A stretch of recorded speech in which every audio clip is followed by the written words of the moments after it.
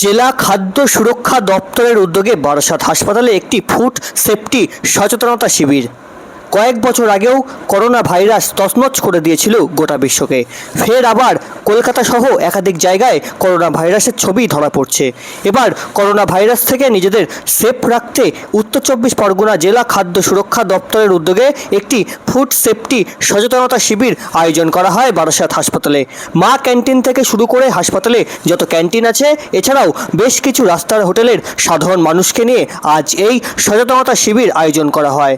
দুধ থেকে রান্নার মশলায় কি করে ভেজাল মেশানো হচ্ছে, গোলমরিচের মধ্যে পেঁপের বীজ মিশিয়ে দেওয়া হচ্ছে, ক্যান্টিনে বেঁচে যাওয়া খাবার সেগুলো কিভাবে সংরক্ষণ করে রাখবেন, এই রকম একাধিক বিষয়ে আজ আলোচনা করা হয়। বিশেষ করে হাসপাতালে যে রোগীরা ভর্তি হয়েছেন তাদেরকে খাবার দেওয়ার জন্য যে সচেতনতা দরকার সেই সম্পর্কে বিশেষভাবে আলোচনা করা হয়। আজ দুপুর 1:30 নাগাদ সেই ছবি তুলে ধরলাম আমাদের ক্যামেরায়।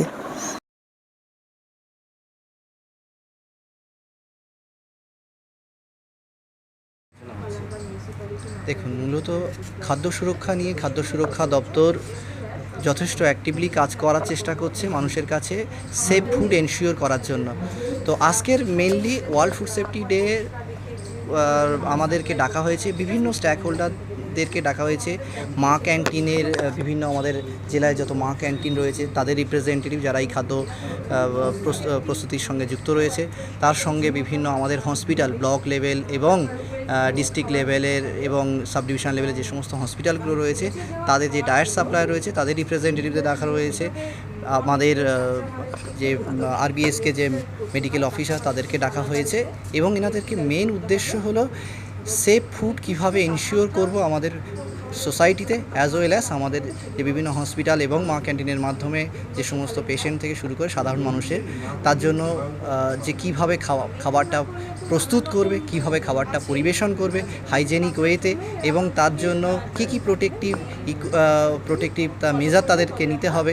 পরিষ্কার পরিচ্ছন্নতার সাথে সাথে তাদের যে পোশাক পরিচ্ছন্ন সেগুলোও পরিষ্কার পরিচ্ছন্ন হতে হবে। যে সমস্ত ইনগ্রিডিয়েন্টস তারা ইউজ করবে সেগুলো সেফ ফুড হতে হবে।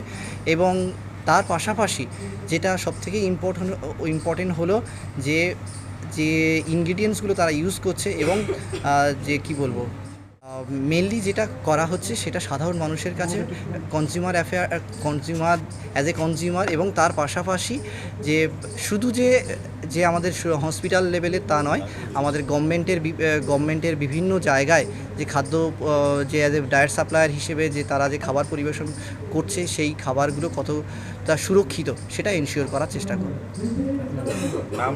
আমার নাম Shakir Hossain, food safety officer.